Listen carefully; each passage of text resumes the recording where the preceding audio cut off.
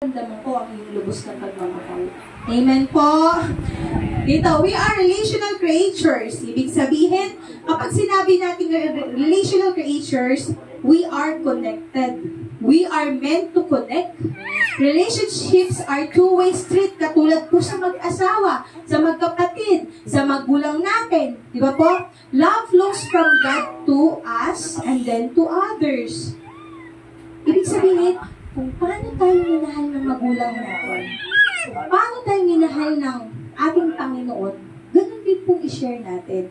Tulad po yung sinabi natin ba na kanina, ang hirap kaya magmahal ng kaaway natin, di ba? Sino kaya ang madali para sa iyo mahalin mo yung kaaway mo after niyang ginawa sa iyo lahat, after ng mga pinagsasabi niya? Hindi, di ba? Mahirap. Pero, kung titignan natin kung paano tayo minahal ng Panginoon, walang kondisyon-kondisyon yan. Kahit makasalanan ka, kahit ang dami mong pagkukulang at hindi ka nagsisimba. Thank God, buhay ka pa. Diba? Thank God, nakakakain ka pa. Thank God, may trabaho ka pa. Ganun magmahal ang ating Panginoon. Amen? So, sabi mo dito, the key to a healthy relationship is knowing how to relevantly express your love to others. So, ang tanging susi sa magandang relasyon, lalo na sa mag-asawa. Di ba yung love? Di ba pag wala ka ng love, parang hindi mo na kayang itolerate lahat? Pag wala ka ng love, kunting pagkakamali, sita. Tama, mali. Kung wala ka ng love, kunting pagkukulang paghahanapan mo. Tama, mali. O, di ba? Lahat, di makikita mo yung negative kung wala ka ng pagmamahal sa asawa mo, kung wala ka ng pagmamahal sa kapatid mo, kung wala ka ng pagmamahal sa nanay at tatay mo, iiwanan mo yan. Dito na ako, bahala na kayo dyan. Kasi wala ka ng pagmamahal. Pero kung focus natin is yung love ni Lord sa atin, kung paano na ibinigay ang kanyang kaisa-isa anak sa atin, sana ganun din po tayo sa mga asawa natin. Sana ganun din po tayo sa mga magulang natin. Kasi a key to a healthy relationship is knowing how relevantly express your love. Love, love, love, love.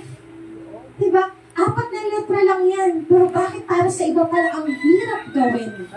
Bakit para sa iba parang, hindi mo kayang ibigay ng walang kondisyon?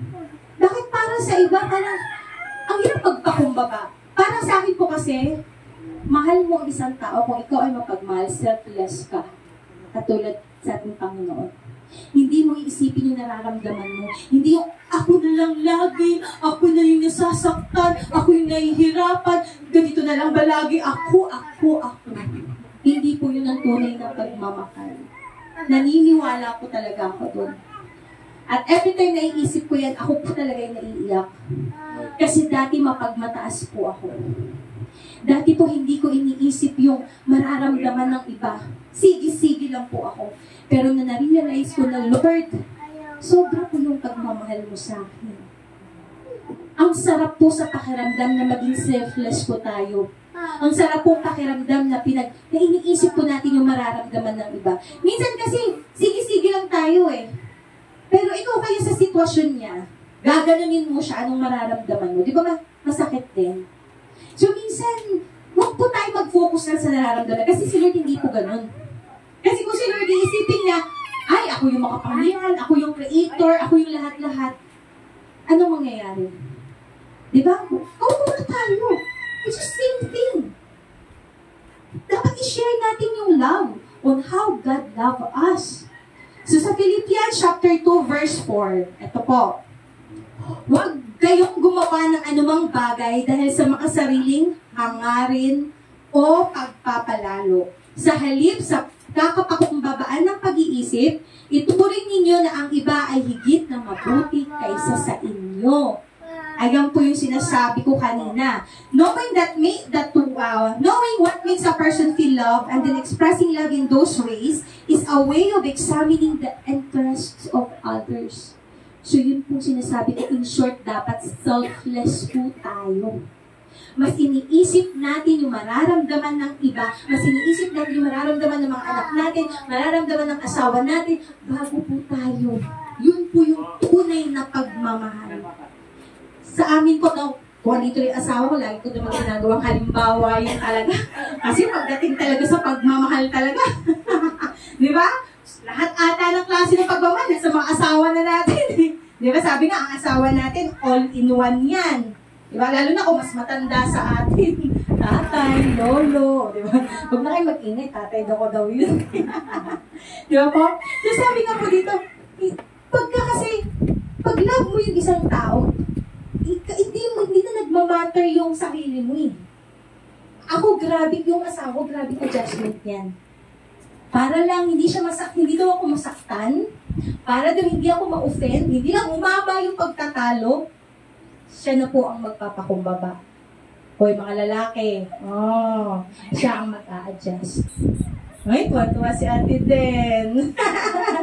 Ganun po tayo, dapat ang mga lalaki. Ganun po yung asawa ko. O sige mami, para ayoko nakikita kang nahihirapan. Ayoko nakikita kang napapagod. Ayoko nakikita kang na namumblema.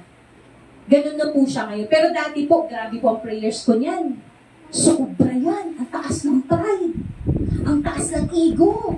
Feeling niya, kaya niya lahat. Feeling niya, ang galing-galing na. Ganyan siya dati. Pero wag po tayo mapagod.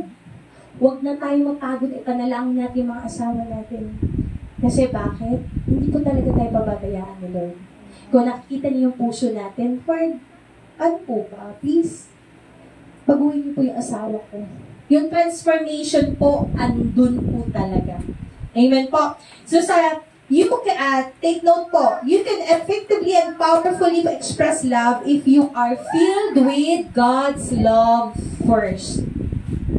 Liwanag, naiintindihan po ba? So, mai-express natin at mararamdaman natin yung tunay na pagmamahal kung puno tayo ng pagmamahal na galing sa ating Panginoon. Huwag po yung, ganito ako magmahal eh. Ganito ako eh. Huwag po ganun. Kasi, alam naman natin lahat, di ba? Kung paano tayo minahal ng ating Panginoon. John 3:16, dun pa lang. For God so loved the world that He gave His only begotten Son. Sino pa bang nanay, tatay na willing kang isuko yung anak mo? Di ba? Nga lang ikaw magulang, di ba? Huwag lang yung anak. Ganun po tayo kamahal.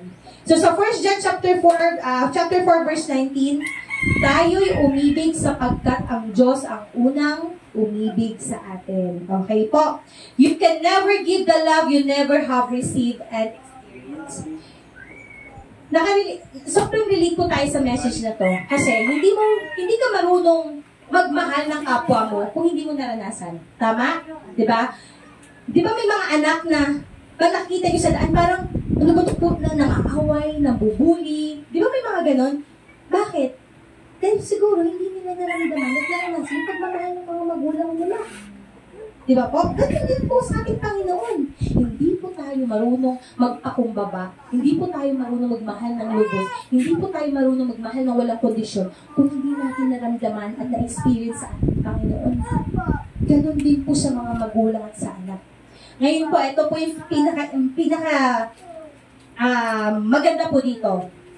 Ways to express a love that heals. Okay? May mga paraan daw po paano natin i-express yung mga pagmamahal natin. Kayo po, sa tabi niyo po, paano niyo po ina-express ang iyong pagmamahal? I-share niyo po. Paano po ba kayo mag-express na love niyo ang isa't isa? Or love niyo yung kaibigan mo? O, isa yun. Isa yun, tama. Bibigyan ng ulam sa kapitbahay. O, ano pa po? Ano yung mga i-express niyo?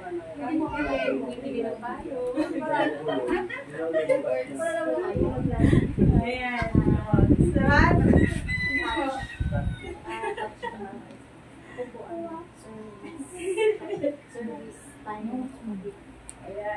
Okay po. So, meron pong 5 paraan how to express our love that heals. Una po, words. Words, okay? Next, gift. Gift, ano po? Kasi di ba, bibigay tayo ng gift. Next po, service. Ano po? Service. Words, gift, service, touch, time. Ganda, di ba? Oh, ang daling kabisaduhin nun, okay? Sige, gayahin niyo po ako. Words, gift, service, So, ganun po. Yun po yung ways to express a love that heals. Expression number 1, words.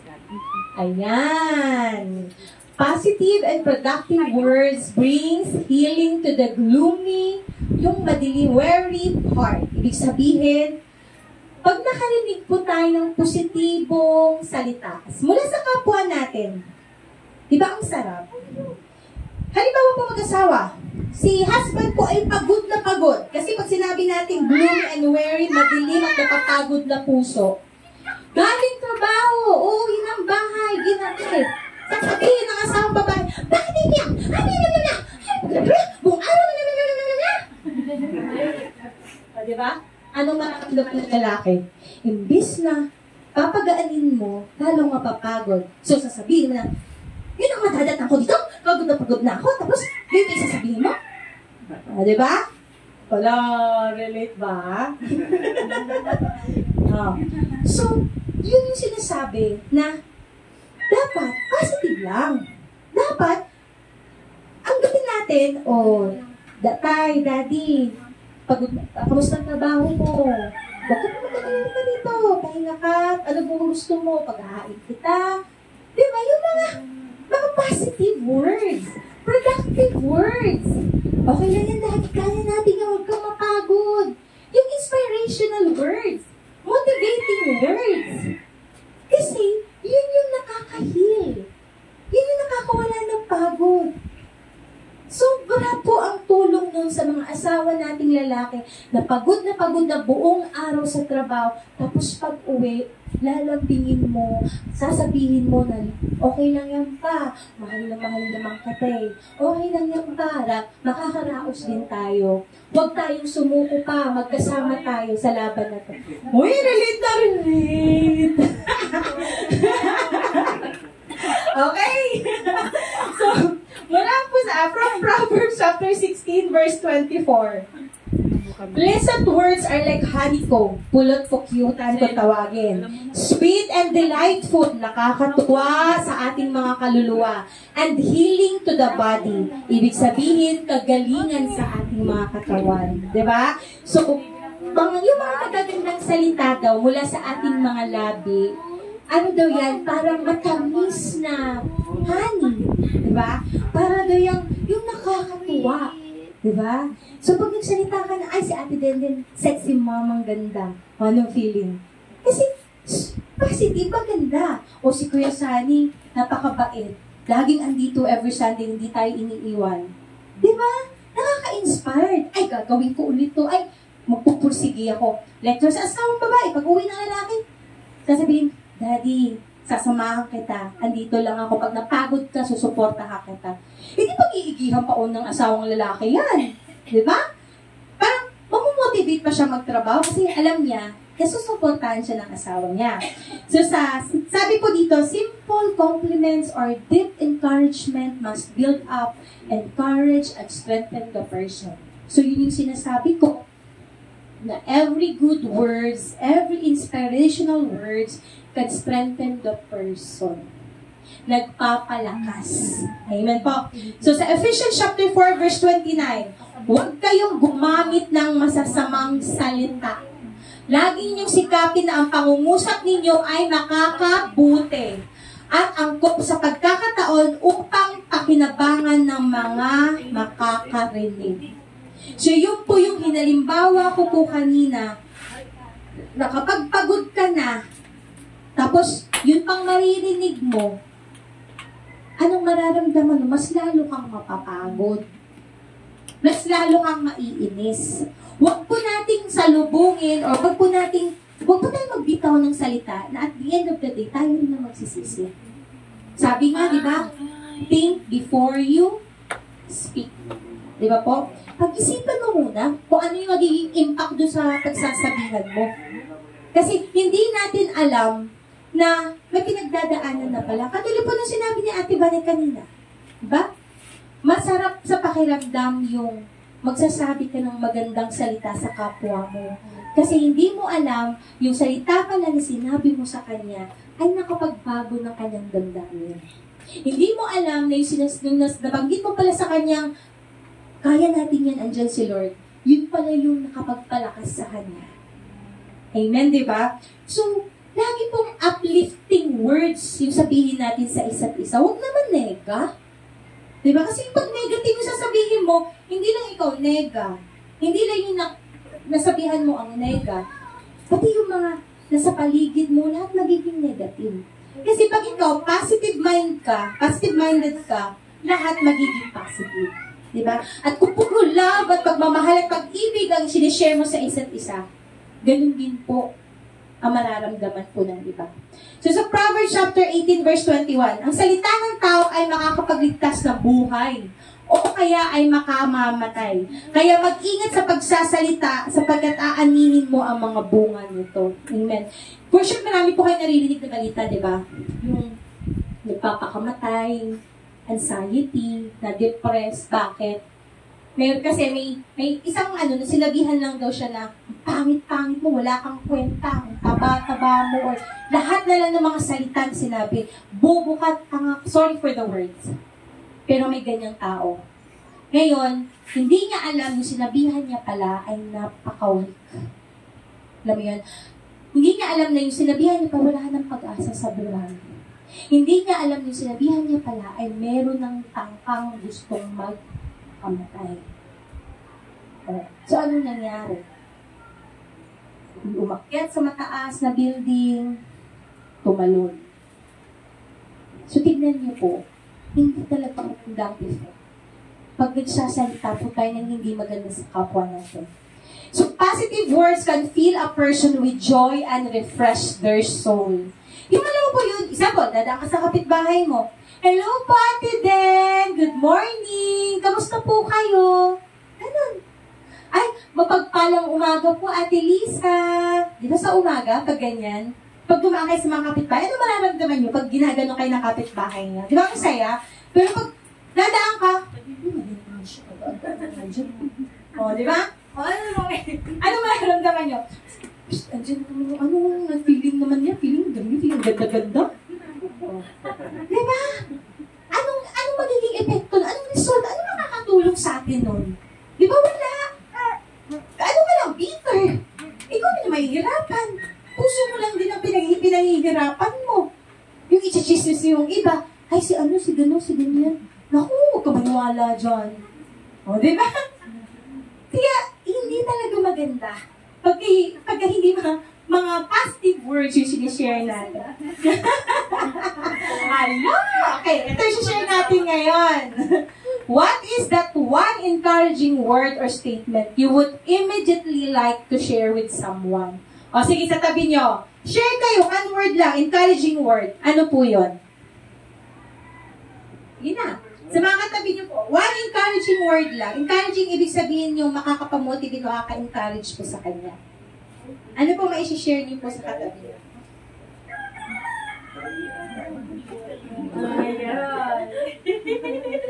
Diba? So, keep up the good work. Kaya mo yan. Hindi ka pababayaan ni Lord. So, yun po yun. Expression number 2. Ano po yung expression number 2? Diba? Words? Give. Ayan. Sino po dito ang mahilig magbigay ng regalo? Pag love mo yung tao. Yay! Sino po dito mahilig magbigay ng konting token of appreciation, yung mga ganun. Pag mahal mo yung isang tao. Honestly, ako mahilig po talaga ako magbigay. As in, pag mahal ko yung tao, talaga ang hilig ko pang magbigay ng gifts. Thoughtful and meaningful gifts provide respect and honor to their receiver. Kayo po, pag binigyan ko po kayo ng regalo, Ate Lisa, ano pong mararamdaman mo? Masaya, di ba? Actually, ang gifts, minsan kasi akala natin pag nakatanggap ng gifts yung tao, masaya na. Yun yung regalo na tanggap niya. Minsan dito ang nagmamatter is yung thoughts. Na naisip mo siya, naalala mo siya, nabigyan mo siya ng regalo. Di ba ang sarap sa pakiramdam na binigyan ka ng regalo ng mahal mo kasi naalala ka niya. Di ba po? So, sa Proverbs chapter 18 verse 16, ang kaloob ng tao ay nagbubukas ng daan sa kanya at dinadala siya sa hirap ng mga dakilang tao. A gift to make the person feel loved and blessed. Di ba pagka tuwing, lalo na kung Pasko, no? Or birthday, Pagka binigyan ka ng regalo, ang sarap sa pakiramdam, di ba? You are feel so blessed, you are feel so loved. Pero yung Valentine's Day, ang dami ko nababasa sa mga post. Yung sana all. Di ba? Pag may nag-post lang doon na asawa, ang babae, nagbitbit ng rose and chocolate. Bitter na. Ba't ako wala? Tapos minesis bigla yung asang lalaki. Buti pa si Maring ganito, binigyan ng paring ganyan. Ba't ako wala? Diba? Uy, experience ko yan sa mama at papa ko. Ay, oh. Share ko rin sa papa ko. Kasi nag-post ako, yung asawa ko, nagregalo, nagpa-surprise sa akin. Hindi ko naman alam na yung papa ko kasi ni-open, hindi nag-effort sa mama ko. So, kinagabihan, tumawag yung papa ko, ate, si mama mo galit na galit sa akin, nag-away kami. Bakit pa? Hindi ko daw siya binigyan ng bulaklak. Kasalanan ko, papa. Kasi nag-post ako nun. Diba? Tapos pag tumawag naman yung mama ko sa akin, ate, grabe si papa mo, hindi talaga ako mahal ng papa mo. O, diba? Ganun agad. So, ang point doon, pag love mo yung isang tao, pangalawang expression mo talaga, alalahanin mo sila. Diba? Hindi naman kailangang mahal. Hindi naman kailangang talagang galing branded yan, diba? Kahit maliit na bagay lang. Diba? Kahit na ulam, bibili, kahit kapag uwi mo, may ulam na dyan sa hapon kaya, daddy, para sa'yo, masaya na yan. Tulad sinabi natin na kahit tayo nga lang, pwede na di ba? So, hindi po talaga required na magbigay tayo ng mamahalin. Ang importante galing sa ating puso. Di ba? Importante na alala po natin sila. So, sa first, take note, it is not the gifts that make the person feel loved, but the time. Diba? Yung sinabi kong oras, dahil naalala mo, bilhan mo siya ng regalo, yung effort mo, kasi pinili mong regaluhan mo siya ng deserve niya. So, yun po talaga yung pinaka-best doon as a gift. Okay po? So, gift, meaningful and valuable gifts to those who are deserving. Diba? Minsan, o diba yung mga tao na pag naka-receive ng regalo, iniisip nila, bakit ko natanggap ko? Ba hindi ko deserve? Diba may ganon? Ganyan, lalo na sa Christmas party, pag naka-receive ng picture frame, ay, picture frame na naman. Di ba may ganon? Aminin, ayaw yung maka-receive ng picture frame every Christmas party. Di ba? So parang naghahanap ka rin naman. So minsan, isipin din naman natin kung ano yung ating deserve na regalo para sa minamahal natin. Di ba po? So, yun po yung nagmamatter talaga. Yung deserve, hindi naman yung makabigay ka lang, okay na. Makabigay ka lang kahit out of the way, bibigyan mo, okay na. Huwag naman po ganun. Mas maganda yung talagang alam mo na deserve niya to, kaya ibibigay ko to. Parang si Lord, di ba? Deserve niya. Ay, deserve natin na mabuhay tayo ng ganito. Di ba? Deserve natin. Binigay niya kasi deserve natin. Andito tayo ngayon. Di ba? Binigyan niya tayo ng oras na makapunta dito. Kasi deserve natin. Amen? Parang ang sarap lang na binibigyan tayo na hindi naman natin ini-expect na deserve para sa atin. I-share ko lang po kung ano po yung yung nabanggit natin Vanessa na praises items. For 12 years po sa trabaho ko as a Ford. Una po, for 4 years, Ford service, customer service experience po ako hanggang sa naging senior ako. And then, naging service advisor po ako for 8 years in Ford. And praise God, the other day lang po, inofferan po ako as a branch OIC or branch manager po sa Ford Calamba. So, praise God. Kasi yun po yung inirigalo sa akin ni Lord. Na halos lahat po ng kasamahan ko, ang sagot po nila, deserve niyo po, Ma'am Lynn. Diba? Hindi yung balahibo ko, amen talaga. So, si Lord, ibibigay niya po sa takdang panahon yung regalo na deserve ninyo. Deserve natin. Huwag lang po tayong mapagod. Huwag lang po tayong sumuko. Ako 12 years. Halos lahat na pinasok ko na. Halos lahat ginawa ko. Kahit hindi ko trabaho, ginawa ko. Yung asawa ko, lagi nagpupush. Kausapin ko mga yung ano mo, yung yan. Nakikita naman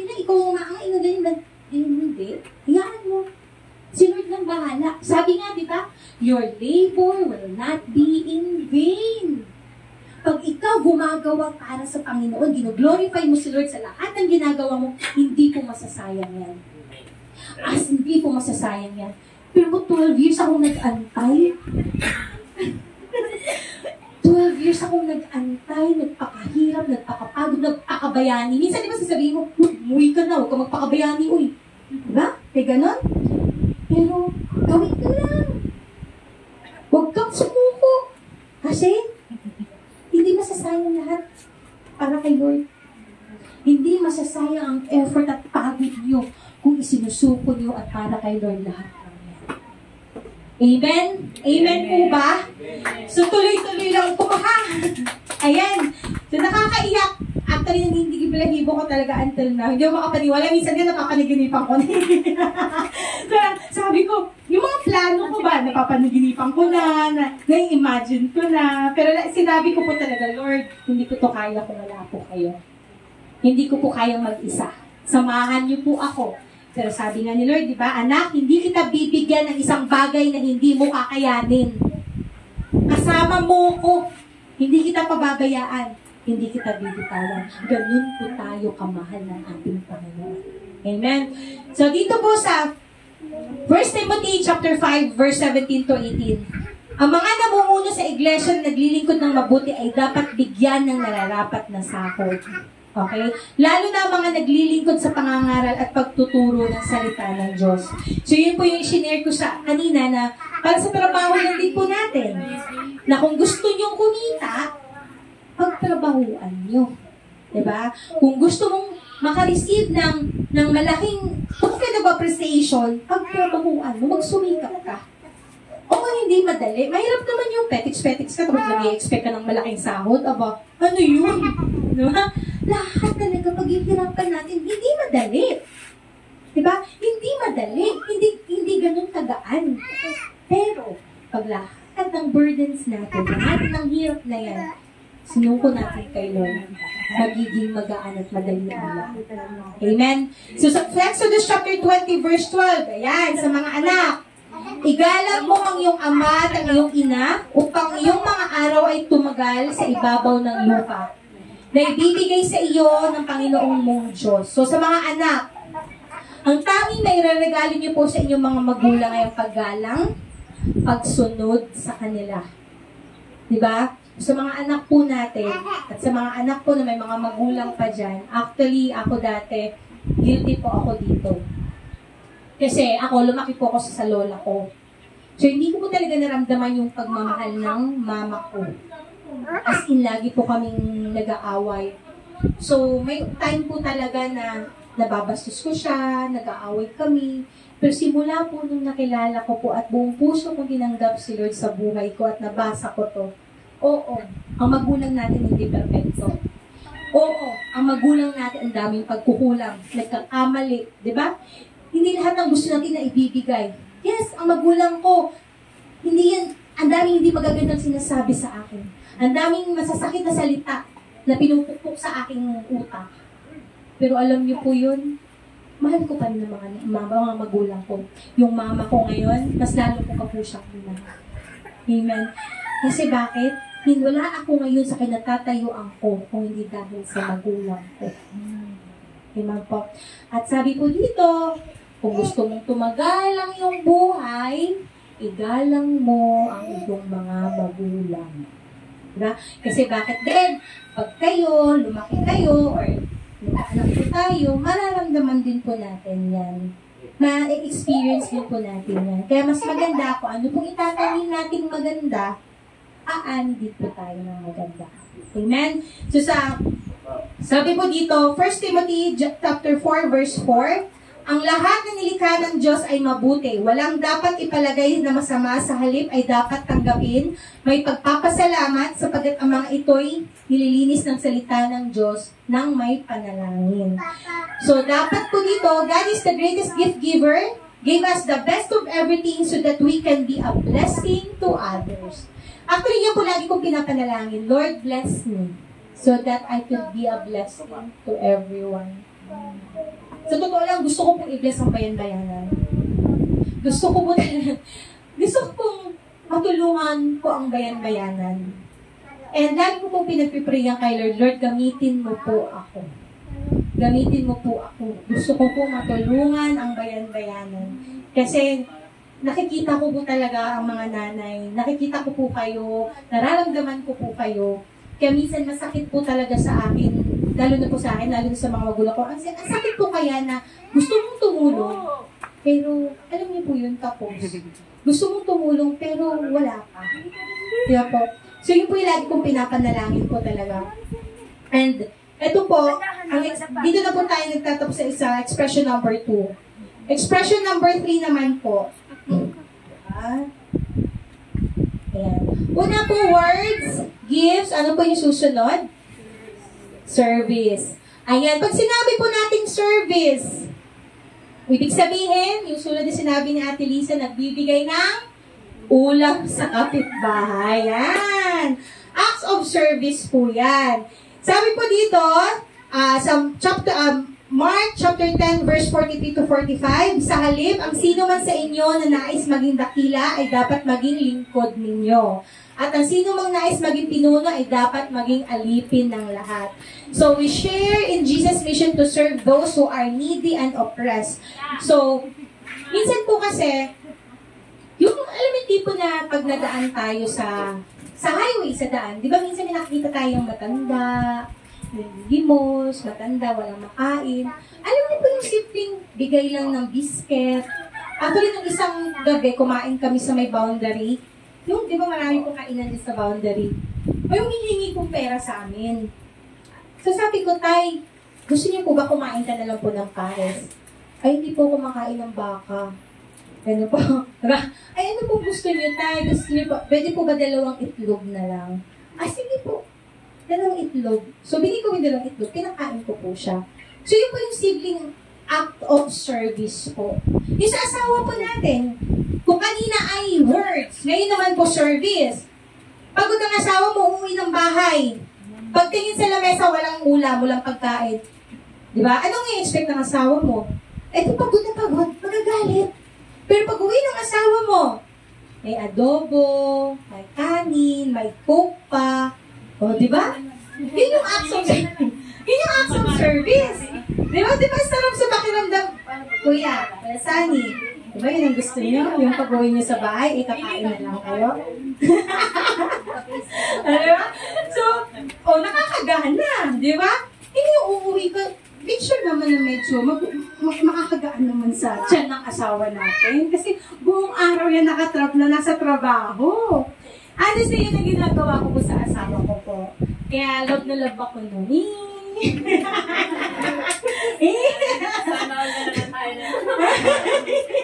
Kasi, nung uuwi yan 10-11, ako galit akong trabaho niya na from 7 hanggang 5, magmumotor ako, uwi ako ng 6, dahil ako palengke, magluluto ako. So, darating yan ng mga 9, 11, aantayin ko yan. Tignan niyo po, ang sarap po sa feeling na yung ngiti ng asawa mo pag-uwi, na hinantay mo siya, na lalambingin mo, yayakapin mo, Daddy, eto na yung food mo, kain ko na yung upo na lang siya sa pagkainan, tapos kakain. Ang sarap. Ang sarap po ng ganun. Kaya mahal na mahal po talaga ako na. Sarap na po, diba? Ayun po. So, dito po, share. Ayun naman po. So, pwede po natin i-share po ba? How would you sacrificially serve your family? So, paano po ba natin, paano ba natin i-serve yung family natin? Yung sacrificially po, yung talagang kakalimutan mo yung sarili mo para lang sa pamilya mo, sa ministry mo, sa church, sa community. Paano po kaya? Masishare niyo po ba paano niyo kaya, ano ba tamang term? Best service na ibigay mo sa pamilya mo, or sa kaibigan mo, or sa kapitbahay. Ay ko, Ate Lisa, kayo, share niyo po. Anong service ang pwede niyo pong ibigay sa kapitbahay mo? Nagbibigay ng ulan. Sharing ng chismis.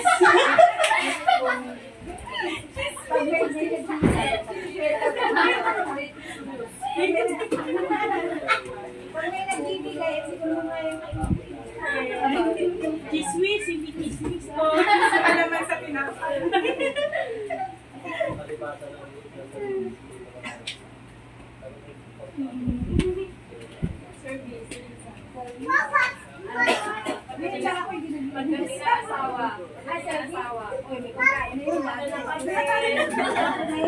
Buti sa asawa. Pagkipit na yung lamesa. Walang laman. Kakain ka ba? Hindi. Hindi na wala kain. Amen po. Ayan po. So, tapos na po tayo sa expression number 3. Ano po ang 4? Uy, yung touch naman na appropriate, ha? Huwag naman yung touch lang, maka-touch ka lang dyan dahil type mo. Diba? Huwag naman touch na, touch ka na dyan. Huwag naman ganun, ha? So, ang sabi po dito, relevant physical touch makes someone feel loved. Diba? So, although hindi natin natatouch personally ang ating Panginoon, pero God can touch us through His presence. God embraces us through His presence. Di ba po? Hindi man natin personally nayayakap ang ating Panginoon, pero siya mismo, pinaparamdam niya sa atin ang kanyang pagmamahal, ang kanyang presensya. So dito naman po sa atin, ano ba? Sa mag-asawa pa ulit? Kasi parang mag-asawa magandang sample sa touch eh. Di ba? Kasi pag uuwi sa bahay, pagod. Siyempre, yakapin mo. Di ba? Kikis mo naman. Sus naman. Umasahin mo naman. Di ba? Huwag naman yung uuwi. Parang wala kang nakita. Di ba? Actually, ako pag umuwi ako, yung asawa ko, lalabas ng pinto yan sa sala. Mami, sasalubungin ako nun. Ang sakit kayo sa pakiramdam ng gano'n, yung galing ka sa trabaho, tapos makikita mo, ngiti ng asawa mo, sabay yakap at halik. Di ba? Huwag naman yung pag-uwiin, puro agad, o di ba? Pag-uwi, bahala ka sa buhay mo, magluto ka ng gusto mo, pag-uwi, pakainin mo yung sarili mo, bahala ka. Huwag naman gano'n. Pag sabot, sahod na akin na. Diba may gano'n? Hindi pa nga nakakaupo, hindi mo pa ka pinapakain, sahod agad. Diba? May kusa naman ang mga yun. Diba? Kaya saan yung kusa? Oh. Ayun, huwag naman gano'n. Maganda din kasi na tayong mga asawang babae, pinaparamdam din natin na mahal natin yung mga asawa natin by means of service, by means of touch. Pero actually, lahat ng to dapat nasa mag-asawa to eh. Ginagawa natin lahat to eh. Actually, kanina tinanong ko ng anak ko, ikaw mami, sa 5 ways of expression, saan ka dun kulang? Hindi anak eh, kasi lahat naman ginagawa ko eh. Kasi maano ako sa words. Ngayon, ayoko makapagsalita ng hindi maganda sa kapwa ko kasi alam ko hindi maganda. Nakakasakit lang ako. Ano din ako sa service. Nagluluto ako, pinagluluto ko sa Project Isaac na pinupuntahan namin. Ako nagluluto. Ang hilig ko magigis na kapitbahay ng ulam at Lisa. ang hilig ko rin mag-share ng blessings, mga chocolates sa mga bata sa lugar namin. Kasi yung mga anak ko, ayaw na ng chocolates. Ang hilig ko rin magbigay ng, example, may nakita ko naglalakad, sakay ka na po sa service. Ganun na po. So, sa touch naman, sobrang touchy ko. Yung alam mo yung konting ganun lang, ganyan. Nahilig ako mag-enbat, hindi na ganun. Alam niyo po yun, nakaka-pampered. Yung pagtapik lang. Yung kamusta ka, okay ka lang. Alam niyo, napakasarap po nun na ganun po yung ginagawa natin. 1 Peter chapter 5, verse 14. Mga baitan kayo ng halik ng pag-ibig. Kapayapaan nawa ang sumain yung lahat na lakay Kristo. So sabi ko dito, appropriate physical touch is a way to tell a person that you deeply love and value. So ngayon po sa kapatid natin, sa magulang natin, pag niyakap natin sila, pag kayong beso-beso, sa mga magkakaibigan, beso-beso, di ba? Sa mga babae. Pero sa mga lalaki, paano po ba mag-beso-beso mga lalaki? Awkward, no? Parang, ay pare, di ba mga ganon? Ganun sa mga lalaki. So, dun niyo po mapaparamdam na mahal niyo po yung isa't isa. Sa mga mag-asawa, alam niyo na po kung anong gagawin. Touch-touch ha. Huwag sobra-sobra. At baka hindi na-touch yun. Di ba po? So, mula dito po sa Matthew chapter 8 verse 3, iniunan ni Jesus ang kanyang kamay at inipo siya na sinasabing, ibig ko maging malinis ka. Kaagad-agad na luminis ang kanyang ketong. Nalalaman po yung kung sino po na pinagaling ni Jesus yung taong tutongin. Diba? So, nung ginanon niya lang po yung palad niya, di ba po gumaling siya? So, ganun din po tayo. Yung touch natin, malay natin. Yung hinawakan natin na pinagdadaanan po pala. Tapos dun sa hipo mo't pakamangusta-mo't lahat-lahat, nakapagpatulong pala sa kanya yun, nakapagpalakas pala sa kanya yun.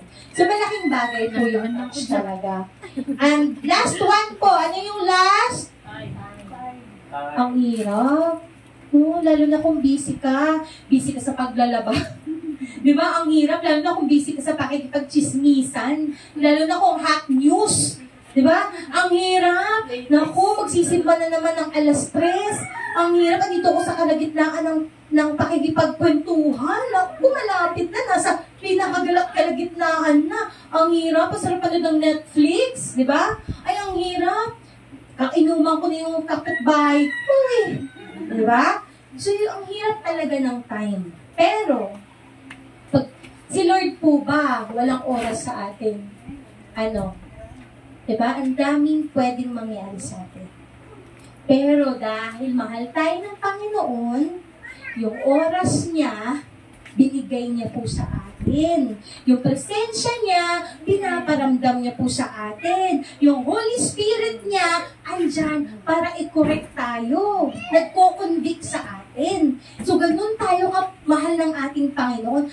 Bakit po ba sa iba ang hirap pumunta ng simbahan? Bakit po sa iba ang hirap magbigay ng oras para magdasal?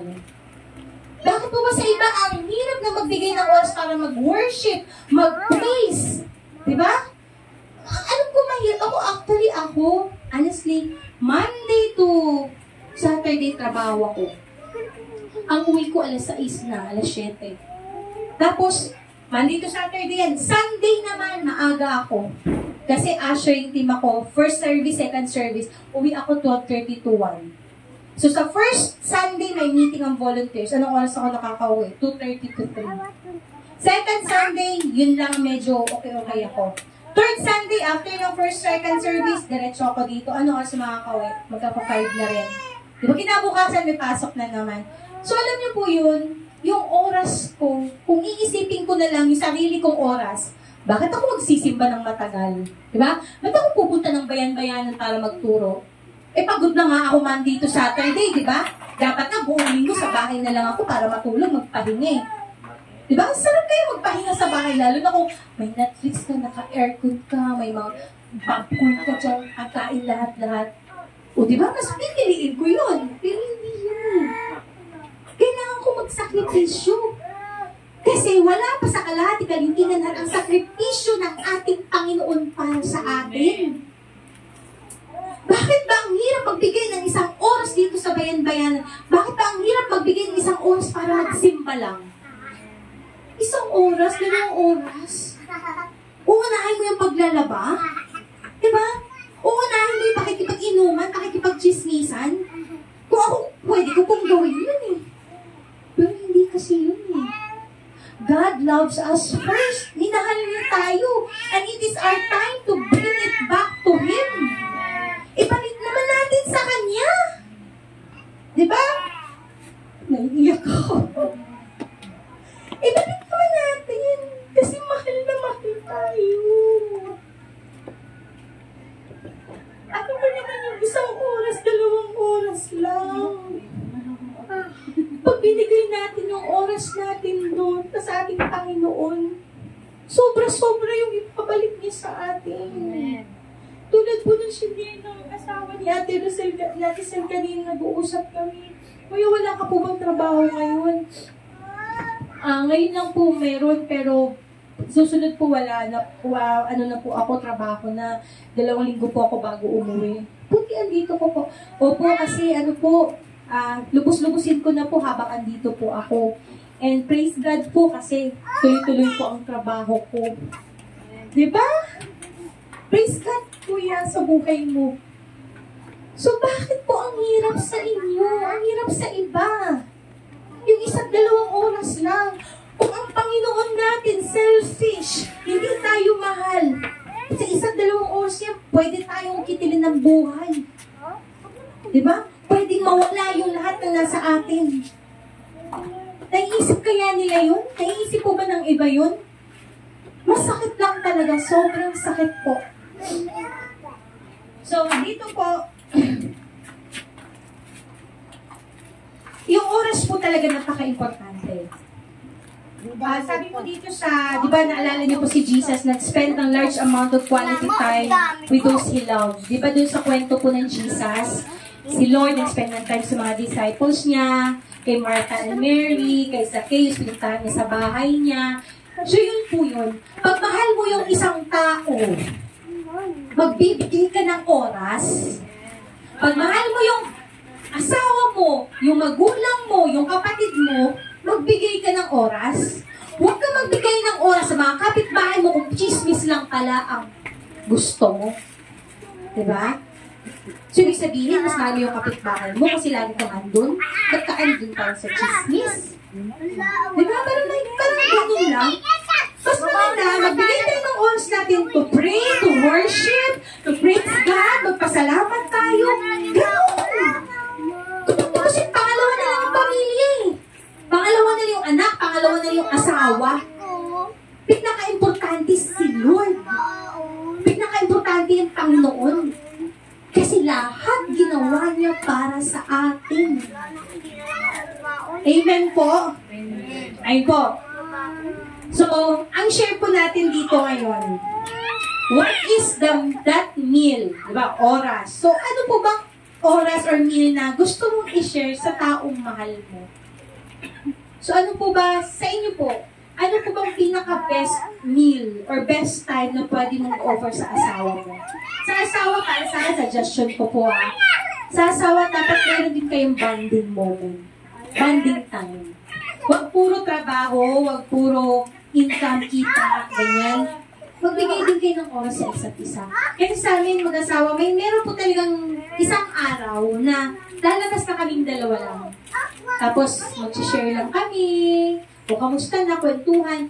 Ang sarap sa pakiramdam po na pag-uwi ng asawa mo sa bahay, magkwentuhan kayong dalawa. Yun nangyari buong araw, kung sino yung mga nakakausap mo, kung paano mo naging nasolusyonan yung trabaho mo. Ang sarap sa pakiramdam. Alam mo, napakalaking bagay po yung open communication sa mag-asawa. Napakalaking bagay po talaga. Nasa-share niyo yung sa mga trabaho niyo, mga achievements niyo, yung mga sinabi ng boss niyo sa'yo, ang sarap po. So let us give time. Okay po?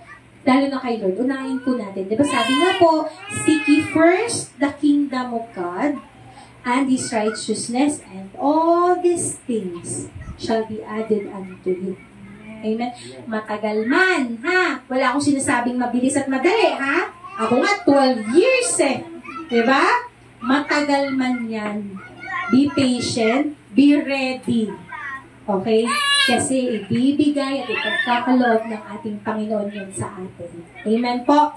So, last po, express your love that heals by your Christ-inspired and guided words, gifts, service, touch, and time. So, ito na po yung last. The way we express our love para po magpalakas sa atin, sa isa't isa, dapat Christ-inspired. Kung paano si Lord makipag-usap sa atin, ganun din po tayo makipag-usap sa iba. Kung paano yung regalo or yung gift na binigay ni Lord sa atin, ganun din po dapat sa iba. Paano yung service na binibigay ni Lord sa atin, dapat ganun din po sa iba. And lastly, touch and amen. So tayo po ay tumayo at let us praise God, let us thank God, and lalong-lalo na sa lahat yung tulungan tayo ng ating Panginoon. Paano po natin ma-express yung 5 pagmamahal na to? Yung 5 paraan, paano natin ma-share sa ating mga kapwa, sa ating asawa, sa ating mga anak, yung good words, yung gifts, yung service, yung touch, at lalong-lalo na po sa time. Lord, Father God, maraming salamat Ama sa araw na to. Lord, help us to love one another. Help us to express and share your love through us, Lord God. Through words, through gifts, through service, through touch, at lalong-lalo na po, Father God, time. Lord, tulungan niyo po kami, Ama. Linisin niyo po ang aming mga puso, ang aming mga isip, Lord God. Bigyan niyo po kami ng kalakasan, Ama. Bigyan niyo po kami ng wisdom, ng kagaanan ng loob, Lord God. Paramdam niyo po sa amin, Father God, na kaya namin, Lord, magmahal ng walang kapalit. Paramdam niyo po sa amin, Father God, na kaya namin magmahal ng katulad ng pagmamahal po sa amin. Lord, may mga times na mahirap po talagang magmahal. Pero, naway itanim niyo po sa aming puso't isipan, Lord. Kung paano niyo po kami minahal, ay ganun din po ang aming gagawin. Lord Father God, be with us always, Lord God. Huwag niyo po kami pababayaan. Huwag niyo po kami kaiiwan. Bagkus palakasin niyo po kami upang magpatuloy, upang lumaban. At alam namin, Father God, hindi mo kami bibitawan. Yes, Lord, matagal, mahirap, marami pa po kaming pagdadaanan. Pero tulad po ng sinabi niyo, Father God, hindi kami nag-iisa sa laban na to. Naway nang ibabaw po ang pagmamahal sa bawat isa, sa lugar na to, sa bayan-bayanan, Father God. Naway yung love mo ang mangibabaw sa puso nila, Lord. Naway yung oras mo ang mangibabaw sa puso nila. Yung regalo mo para sa kanila, alam ko, Father God, sooner, Lord God, in the mighty name of Jesus, ipagkakaloob niyo po sa kanila. And I know, Father God, there will be more blessings, Lord God. Biyaya na umakaw, siksik, at liglig na ibubuhos mo po sa buong bayan-bayanan. Maraming salamat, Ama. Ikaw ang aming pinupuri, ikaw ang aming sinasamba, buong puso kami nagpapasalamat sa lahat-lahat, Lord, na ginawa niyo po sa buhay namin. Ikaw lamang, mga wala ng iba. Salamat po sa iyong sukulang biyaya at kahit kailan hindi ka nagkukulang. Maraming salamat, Ama. Maraming salamat. And we love you, Father God. To God be all the glory. In Jesus' name we pray. Amen.